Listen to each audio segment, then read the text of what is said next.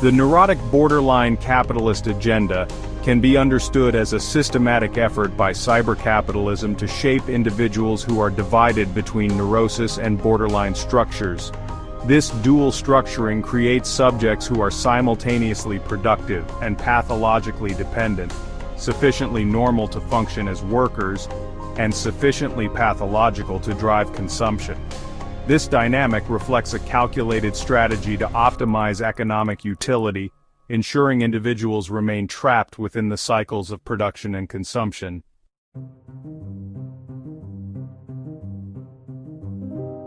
On the neurotic axis, individuals embody characteristics traditionally valued by capitalist systems. They are submissive, anxious, and obsessed with productivity, wealth, and status. Their internalized guilt and anxiety are channeled into relentless work and adherence to capitalist norms, driving a form of productivity rooted in repression, rationalization, and emotional isolation. These traits align with the demands of an economic system that prioritizes efficiency, control, and rational calculation, fostering a workforce conditioned to meet its needs without resistance.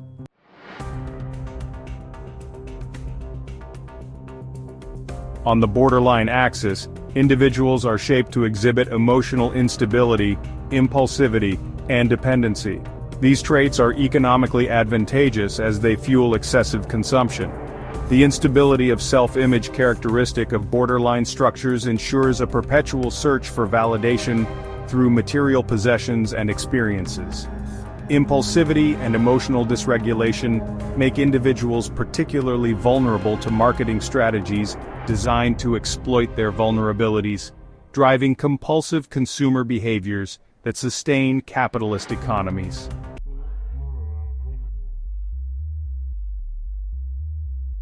This hybrid subject, part neurotic and part borderline, is not an accidental byproduct but a deliberate creation of cybercapitalism.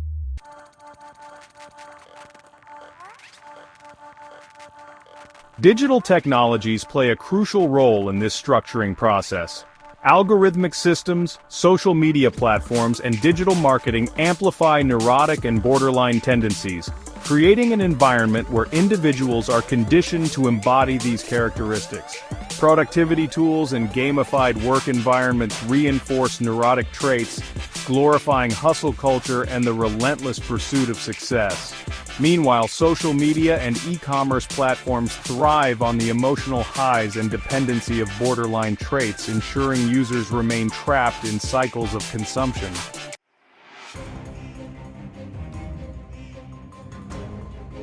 The economic unconscious under cybercapitalism operates to weaken symbolic structures and diminish individuals' capacities for mentalization and reflection. This weakening leaves individuals more susceptible to the direct influence of capitalist narratives, reducing their ability to critically evaluate their circumstances or resist exploitation. The decline in symbolization further exacerbates the instability and dependency that characterize the borderline axis, creating a feedback loop where capitalist systems simultaneously induce and exploit psychological fragmentation.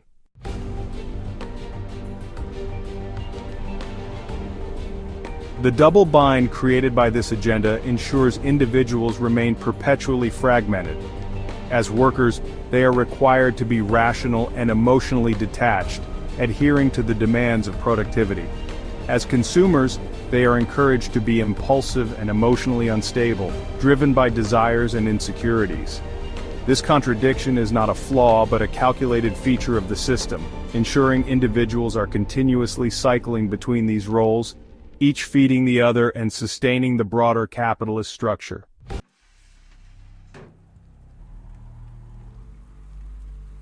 Pathologies in this context are not merely tolerated, but actively commodified. Psychological suffering is transformed into a lucrative market, with industries ranging from wellness apps to pharmaceuticals profiting from the distress induced by capitalist systems. Moreover, pathologies themselves function as a mechanism of control. By fostering dependency and emotional instability, the system ensures individuals remain tethered to the very mechanisms that perpetuate their suffering, unable to break free from their dual roles as workers and consumers.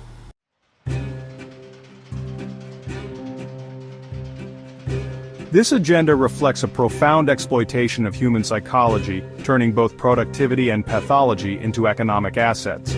However, recognizing these dynamics is a crucial step toward liberation.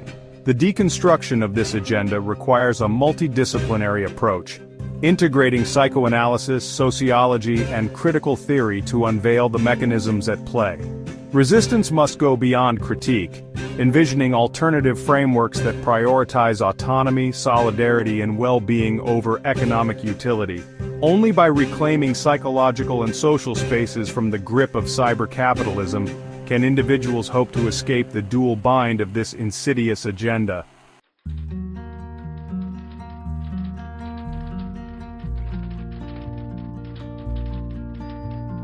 The Neurotic-Borderline-Capitalist Agenda. Script by Liviu, Poenaru, Doctor in Psychology, Geneva.